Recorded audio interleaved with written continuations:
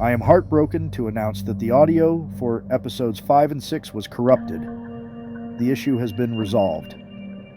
Rather than just thrust you unknowingly into episode 7, we decided to make this video to catch everyone up. So when we last saw our heroes, they had set sail to the north with the port town of Solaris as their destination. One thing we learned between sessions is that Darva's player, who we expected back in episode 5, had to extend her emergency stay with family and would not be back until her return in episode 7, and we had to retcon her returning to the group before setting sail. These are the realities of real groups, and if you are watching this, it is likely that is one of the reasons you are here.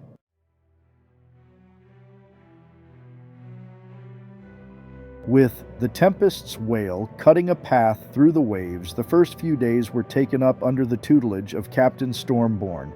It was slow sailing until the third day, when they began working as a team and making good progress.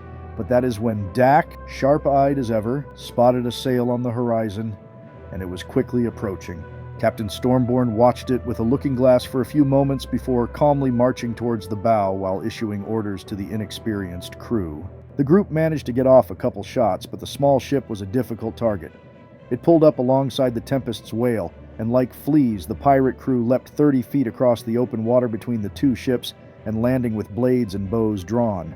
As surprising as the sudden boarding was, the group was ready for them. Leary, with Grim distracting the pirates, kept two of them busy whilst Xaden and Caligon fought against a few more. Dak launched blasts of starlight into the battle from his position in the lookout, and Ono flowed from skirmish to skirmish, dropping opponents and evening the odds before slipping away to the next exchange.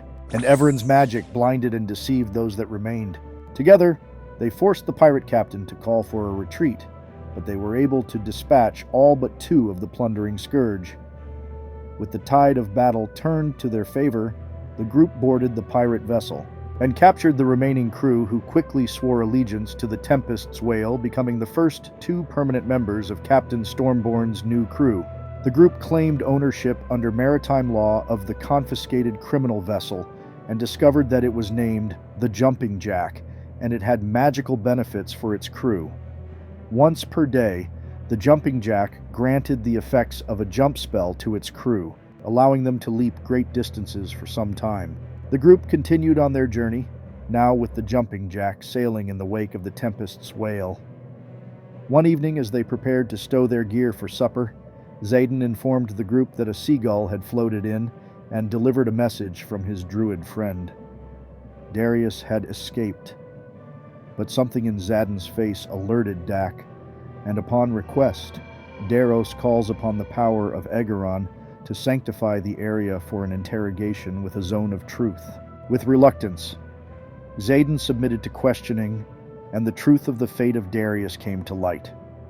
Horrified by Xaden's deception, the group demanded explanation, and Xaden explained that he did what he felt must be done to protect Caligon's oath and hopefully keep an enemy from coming back on them in the future.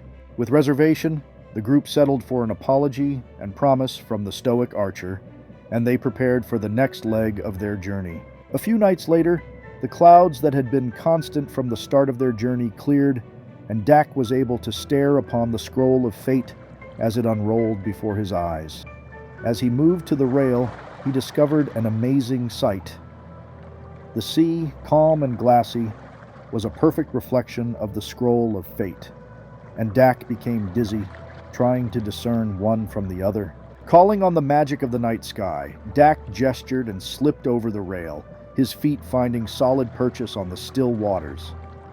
He strode away from the ship and stood, his vision filled in every direction with the scroll. A flare of starlight and the image of a beautiful woman with the colors of autumn in her hair and a faint tinge of green in her skin. Surrounded by darkness with a skull superimposed over her haggard face. As the scroll's vision faded, he finds his gaze on the constellation of the Dryad, the heart of the wood. Above it, the skull of the Harbinger. And he knew. If the darkness found Tana before they found Zana, all was lost. He let his mind wander to another constellation. the Thorn of Vengeance. A strange formation always marching forward, never wavering from its path. All other aspects of the Scroll of Fate gave way to the Thorn, and it was on a slow course for the Dryad and the darkness. Days later, clear skies and fair winds found the two ships cutting across deep blue waters, and the crew in good spirits as a call came from the lookout. They reached the rail just as several fish-like humanoids had surrounded the Tempest, and as they watched, a large shadow in the water rose to the surface, and a strange draconic turtle's head crested above the waves.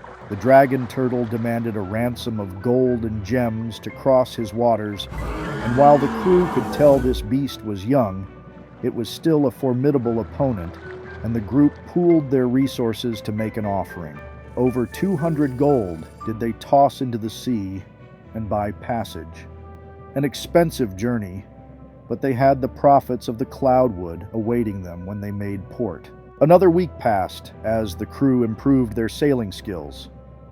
Then Captain Stormborn gathered them and let them know that tonight they would come upon the Shattered Fang, a stretch of sea filled with the jagged remnants of a shattered land bridge that once spanned across the sea from Wyrmhaven to Cinderblight Isle. At low tide, the route was impassable, and even at the highest tides, the sea might rake your hull with stony fingers beneath the waves. The obstacle would take some time to cross, and they would need to seek out safe anchor to wait out the low tides on the journey. But as the wind caught their sails and pushed them into the dangerous rocks, an urgent feeling overtook Caligon, and the young knight took up a position at the forward rail and held his spear high. A beam of glittering platinum light sliced through the dark night, connecting the holy paladin to the very star that represented the Eye of Ras. Daros manned the wheel of the ship and put his complete faith in that guiding beacon of light. Their journey was swift, and they made the crossing in a single night rather than the week the captain had predicted. Over the next few days, the seas grew rougher, and another winter storm seemed to be brewing in the west, and it was on a day with limited visibility as they began their last leg of the voyage that the cry was heard above the wind and waves, "Whirlpool!" The crew races to the bow and stared as a vast swirling maelstrom loomed in the ship's path.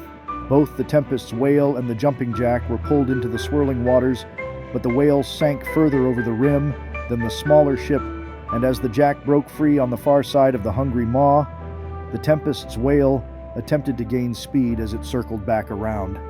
With a lurch, the ship launched out of the whirlpool and slammed back down into the sea on the far side. But as the ship slapped into the sea, a horrible crack of wood shook it from bow to stern. And then, with the rip of wood, the deck buckled, and the ship broke in two. The crew abandoned ship as the Tempest's whale broke apart and was dragged back to the whirlpool and swallowed by the sea, as did the crew's desperately needed cargo of Cloudwood. And now, the Jumping Jack limps into the port of Starfall, a small port town on the edge of a vast desert landscape known as the Serenity Sands, with colorful fabrics blowing in the ocean breeze along streets filled with unfamiliar architecture. The crew disembarked and made a deal with Captain Stormborn. She could continue to captain the Jack for the party for a percentage of the profits. As the captain strides onto the docks in search of a crew for the new ship, we leave our heroes for the moment, but we shall see them again shortly as we resume our live gameplay for Episode 7. Until then, we wish you safe journeys and epic adventures.